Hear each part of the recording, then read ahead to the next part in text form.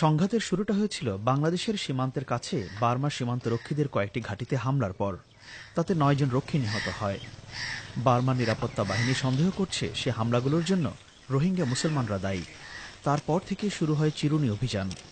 Bangladesh Burma সীমান্তের কাছে বাসিন্দারা বলছেন, সীমান্তের ওপারে কোনো অস্থিরতা তৈরি হলে সেটি বাংলাদেশকেও প্রভাবিত করে। আমাদের এখানে প্রভাবিত করে, যেমন মনে করেন আমাদের এখানে মাছ যেগুলি উঠে নাম নদী থেকে উঠে, ওদিকে যদি ঘটনা হয় আমাদের লোকজন নাম নদীতে নামতে পারবে না, মাছও ধরতে পারবে না, তখন আমাদের এখানে এটা সংকট হয়ে যায়। এখানে যেটি দেখতে পাচ্ছেন এটি হচ্ছে নাফ নদী। ওপারে বার্মা, এপারে বাংলাদেশ। আমি দাঁড়িয়ে আছি বাংলাদেশ বার্মা সীমান্তের খুব কাছাকাছি। গত এক সপ্তাহ ধরে বার্মায় যে সহিংসতা হচ্ছে, সেখানে আসলে কি ঘটছে তা এপার থেকে দাঁড়িয়ে বোঝা বেশ মুশকিল। বার্মায় রোহিঙ্গা মুসলমানরা দশকের পর দশক ধরে রাষ্ট্রীয় নিপীড়নের শিকার। সে দেশের সরকার রোহিঙ্গাদের বার্মার নাগরিক বলেই স্বীকার করে না। নিপীড়ন থেকে বাঁচতে গত কয়েক দশক ধরে লাখ লাখ রোহিঙ্গা বাংলাদেশে ঢুকেছে। বাংলাদেশের ভেতরে অবৈধভাবে যেসব রোহিঙ্গা জনগোষ্ঠী আছে, তাদের অনেকের সাথেই সীমান্তের অপর পারে রোহিঙ্গাদের যোগাযোগ আছে।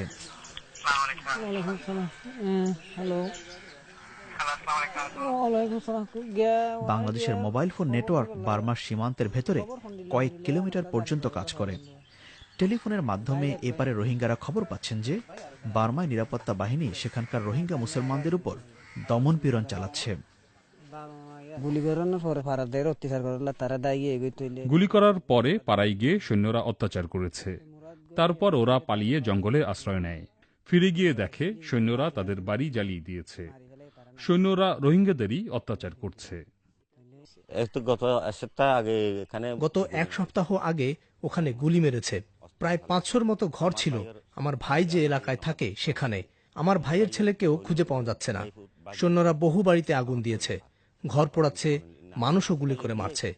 রোহিঙ্গা মুসলমানদের মারছে বার্মার সৈন্যরা।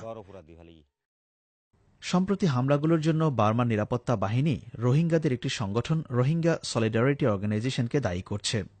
এই সংগঠনটি বাংলাদেশের ভেতর থেকে তৎপরতা চালায় বলে বার্মার অভিযোগ দীর্ঘদিনের। কিন্তু বাংলাদেশ সরকার বরাবরই এ ধরনের অভিযোগ অস্বীকার করে।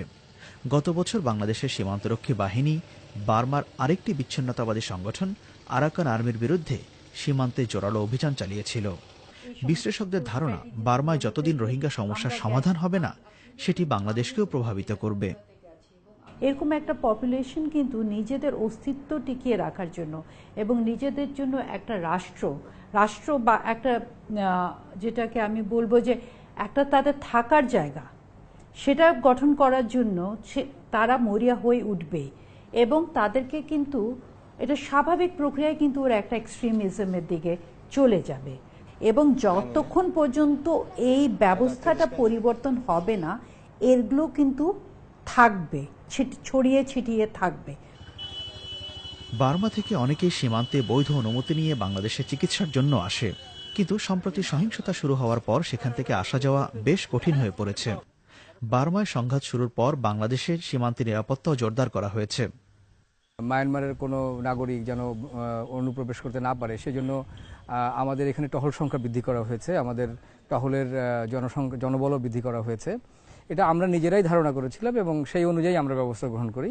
পরবর্তীতে মায়ানমার থেকে ওদের কাছ থেকেও আমরা রিকোয়েস্ট পাই যে আমরা যেন এদেরকে প্রতিহত করার চেষ্টা করি। বাট প্রথম থেকেই আমরা এইটার বিরুদ্ধে ব্যবস্থা গ্রহণ করেছি। বার্মার রাখাইন রাজ্যে কোনো অস্থিরতা হলেই রোহিঙ্গা মুসলমানদের বাংলাদেশের দিকে ধাবিত করার প্রবণতা ছিল। ধারণা করা হচ্ছে এবার বার্মার নিরাপত্তা বাহিনী চাইছে না সেখান থেকে কেউ অভিযান এড়ানোর জন্য বাংলাদেশে ঢুকে পড়ে।